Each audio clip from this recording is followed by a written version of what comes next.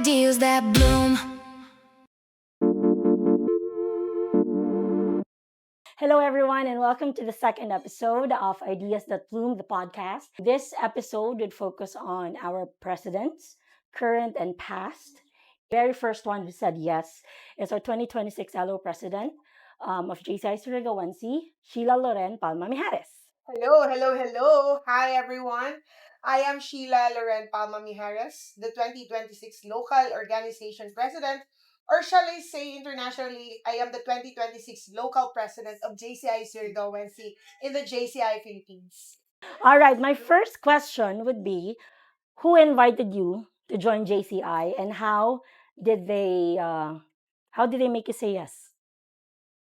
Say yes in joining JCI. So, way back 2016, I was invited by our very own, our regional vice president, Chastine Bernadette Chua, to join the JCI Surigao-Wensi bandwagon.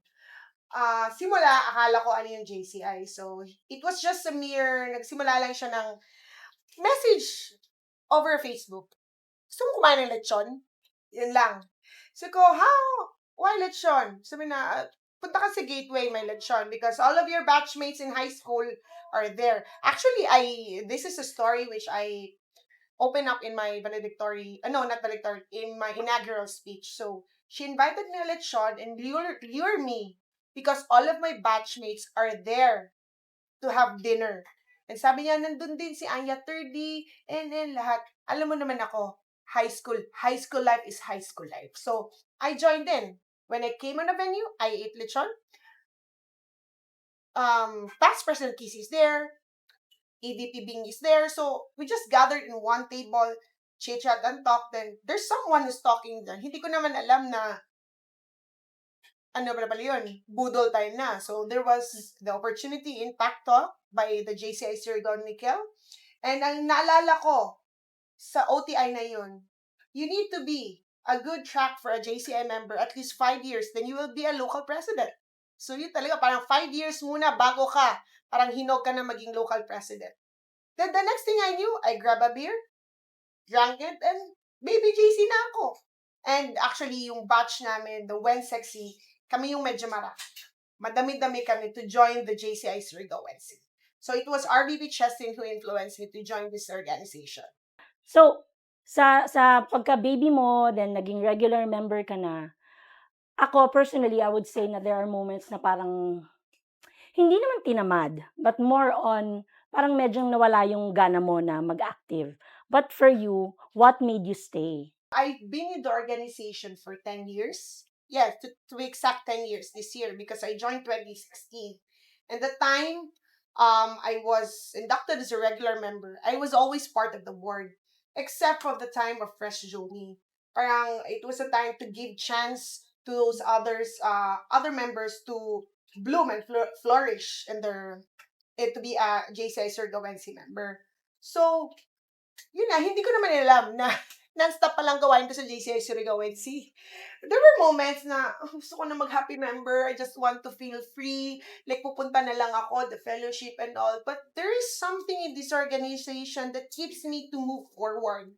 Alam mo yung parang, hindi, dapat ganito. Hindi, dapat ganito. Because I believe, at the time, gusto ko talaga is mentoring. Yung parang I have to share what I learned to the members, what I see. Siguro madaldal lang talaga ako. I just want to talk. I would just want to share anything. So yun, it didn't stop me. And even up to now, walang panahon nata naging happy member ako. I think Press Johnny's time, I was part of a happy member. Pero may hinanap ako eh. From 2016, up to how many years, you've been part of different positions of the board. It's something different. Can you tell me, ano yung mga offices na na-handle mo? So, I've been an executive vice president for Press Charisma, Press Viera. I've been a VP business under Press Cindy, Press Kisi. I've been a treasurer with RVP Chestin during her presidency time, and when he was an she was an RVP, I was a regional treasurer. Hindi nga lang tayo you were our sec that time, but hindi lang tayo hunat, kumbaga, kasi it was pandemic. Press Kissy, Press Jing, I was still part of the board, and I can't remember lang. Basta, ang alam ko, if I can remember, there was this position lang talaga sa board ang hindi ko na, and it's the Office of the Vice President Community and Individual. And sa lahat ng na-handle mong position, ano yung pinaka, ito yata yung career path ko? Oh, that's a wonderful question. So last year, during Press Mariah time, sabi ko sa sarili ko, if wala akong position sa board, that means I will be a happy member. Do you remember when we always talk? Sabi ko, Dan, if you push me to become a local president, ayoko pag wala ako sa training. Ayoko pag president na wala akong kaalaman sa training. Because we know all, in JCI, training is the one most, that's one thing that you can get. Yun yung hindi naiintindihan ng iba eh. It's a training that makes you more better. So last year, I took the challenge to take the local skills development director. So sabi ko sa sarili ko, I wasn't able to take the buy, but I took the track of LSDD. I did the training analysis. I did all the programs na i-hit ni Press Mariah for training. Then I realized na, kaya pala si Press Kissy, aliw na aliw. She loves training. Because there's something in training that it's unexplainable. Sabi ko sa sarili ko, if there was a given a time before, fresh pa ako, maganda siguro talaga kung natutukan mo ang training because it's another world of JCI.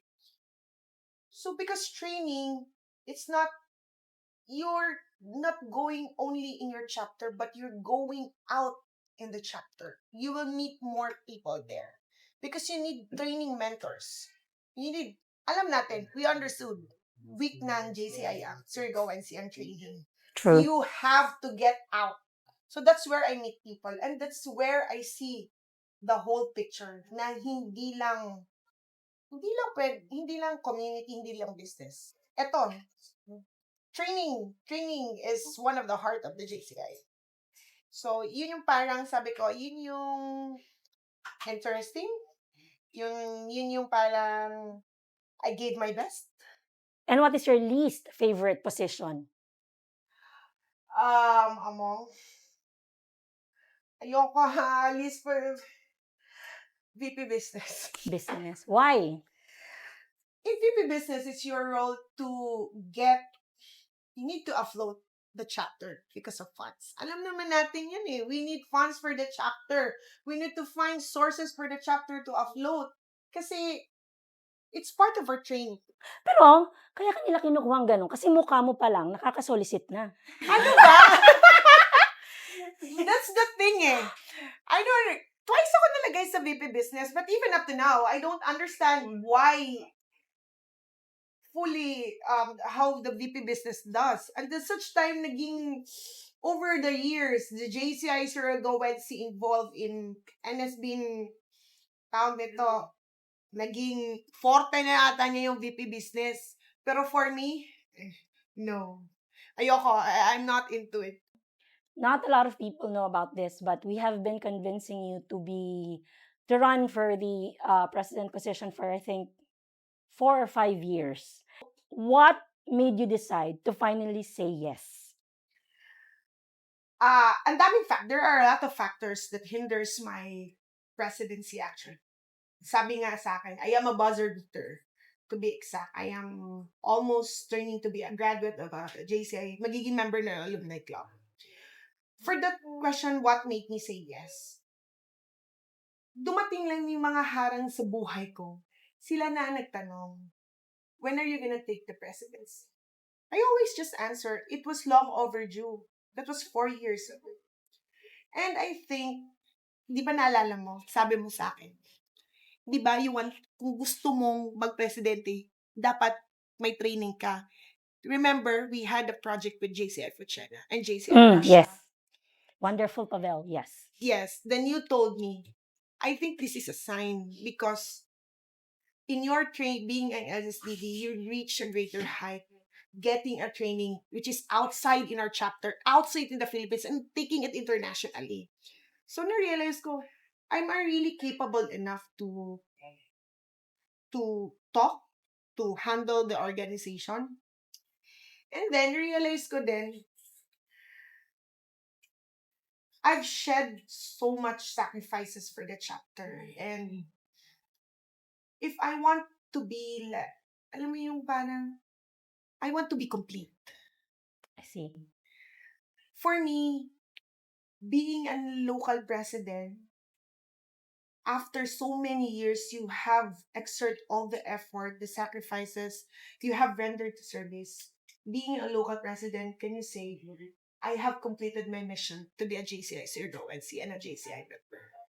Isang factor din yun. Kasi kahit hindi ako mag-president, kung sino president, sasabihin, mag-BOD ka. Walang katapusan. Walang katapusan. Kahit gagraduate ka pa. And I think kahit ikaw, alumni member ka na, Sekdan, there's always like that. So, yun then the urgeness is there. And sabi nga nila, take it because it's gonna be worth it. We asked you like 4 years ago pa prior to that, sumagi na talaga sa isip mo na, ay, magpe-president ako. One day, it's me. I didn't say that I will be an LL president, but I've been hearing the word potential.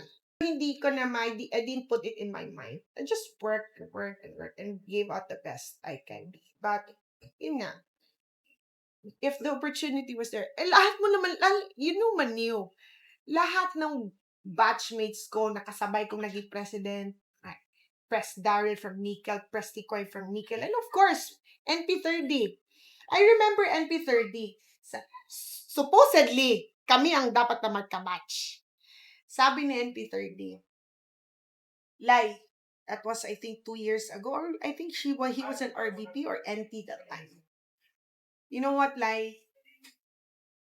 It will really take your personality development at a different arena.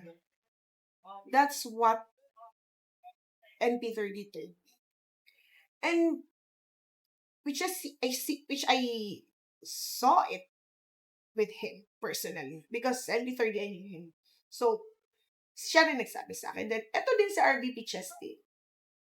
It was the time na induction of Pres Maraya.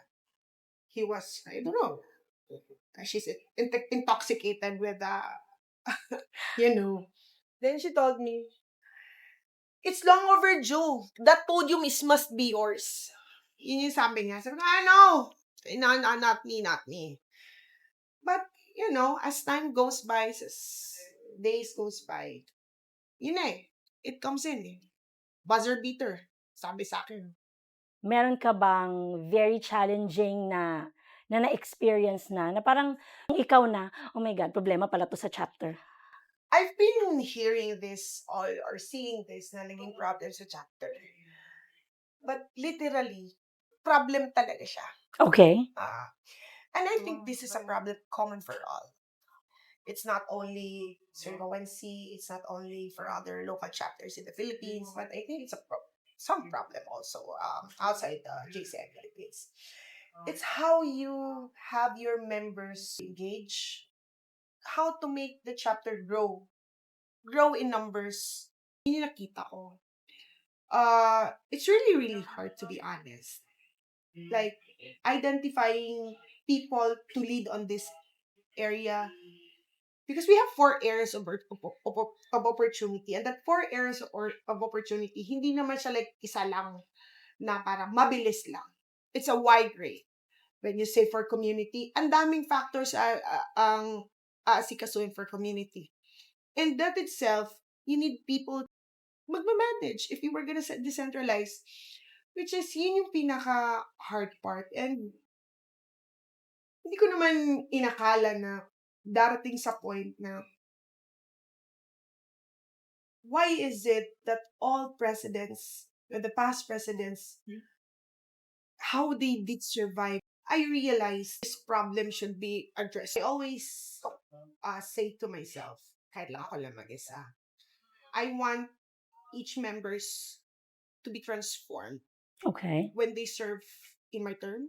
So I want members to know or to learn the JCI, not only in the JCI Surigao and Secret.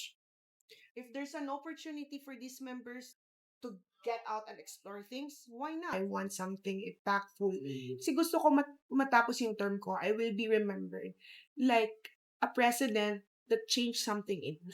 Na-discover ko kay Press. The time sa Press Live, na-discover ko sarili ko na ganito because I tried this one, I've enjoyed this one, nakita ko. I mean, little opportunity for each member to move. And I think it will, tawag nito, sana malaman nila. It's sad to say nga lang kasi ang daming opportunities na binibigay ko. But because of, the constraints in ourselves, the time, financially, kung ano kaya lang naman ng chapter or even I can help it. So, schedule din. Kasi hindi naman tayo parang Disney princess na naghihintay lang. True. We have work also. So to the members who have joined with me or anything, so I think they have the realizations already. Sana naman, or I wish so. But everything I do is for the chapter and it's for them. Sa mga future na gustong sumali, how would you describe JCI and what would you say para to convince them that joining this organization is a good thing for their personality development? In JCI, you have 4 areas. May 5th area of opportunity pa nga eh. Hindi lang nila nalalaman yan that you can be able to discover.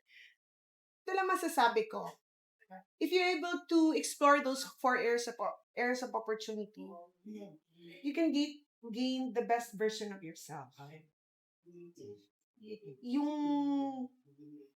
Yung mga naghahanap sa sarili ng skill, naghahanap ng bagay na, alam mo yung parang, it was the moment in my life na trabaho, just work, Mhm.